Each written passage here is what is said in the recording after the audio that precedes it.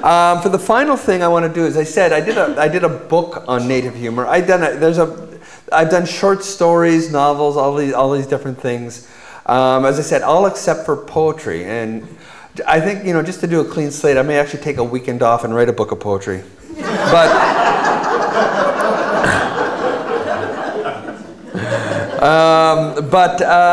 Two of my things I'm so proud of are, as I said, I did a book exploring and deconstructing the world of Native humor called Me Funny. And I also did, after that was done, one of the reasons I did that book was because it was becoming apparent to me that both the dominant culture and our own people, and a lot of our literature and the literature about us, it was all dark, depressing, bleak, sad, and angry. And it was like the concept of a native comedy was an oxymoron. So, and that wasn't the reality I knew. I've been blessed to have been to over 130 native communities across Canada and the United States, and everywhere, each one I've been greeted with a laugh, a smile, and a joke. So that's one of the reasons I went out and have sort of worked a lot in the world of Native humor.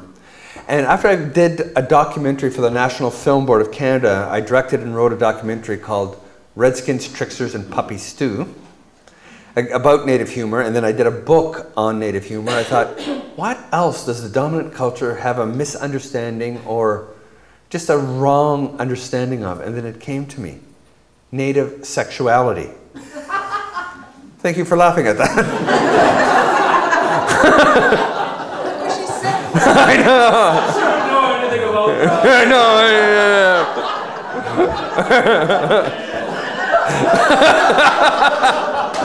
I think there's a story there. A little close to the bone, maybe? Yes, his Indian name is Stubby. Where was I? Native sexuality. Because if you look at the dominant culture, oftentimes the only time in the media you see anything mentioned about Native sexuality is either dead hookers, high rates of STDs in Native communities, or abuse from residential schools. And we have the highest birth rate of any culture in Canada, so there must be something fun and enjoyable about it, in theory. And so I thought, nobody again is doing this, all that hush-hush stuff. So I decided again to do a book exploring and deconstructing the world of Native sexuality. And it's called Me Sexy. And yes, that is me on the cover, before the accident. And in it, as I said, it's a series of essays from various different people talking about various aspects of Native sexuality, and it's been great fun. I want to read you the subtitle to Me Sexy. Jesus, the light, sorry.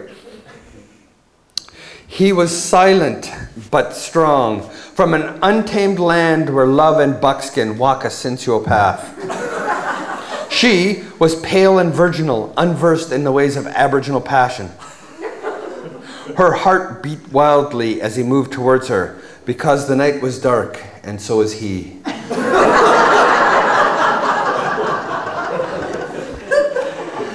So based on the cover design, right, the publisher, Douglas and McIntyre, came to me and said, you know what we should do? You know, we're designing it obviously to look like one of those historical romance novels that you see in airports and stuff like that. Why don't you write a section, like the kind of blurb you'd find on the back of such a book, but from an Aboriginal perspective? And I went, okay. So I will share that with you. And let me know how true this is.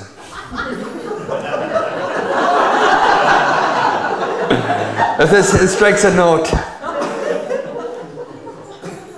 Okay, so. But I want to know more about your people, how they love and make love. Her creamy white bosom. Her creamy white bosom rose and fell a little more quickly as she asked this daring question. Her eyes, lit by the campfire, could not or would not find his in the evening darkness. You might not like what you find, he finally answered, his voice as hard as his body. It is a privilege we reserve for a select few. Are you strong enough for such a journey? The flames danced off his naked torso as he fed more wood onto the fire. Part of her was afraid of the passion this Aboriginal man aroused in her, but another part craved what he could teach her. But she was no child, she was a woman, and he was a man. Her voice quivered as she answered, "Teach me." And he did. Savage love. Oh, yeah. And on that cheery note, thank you very much.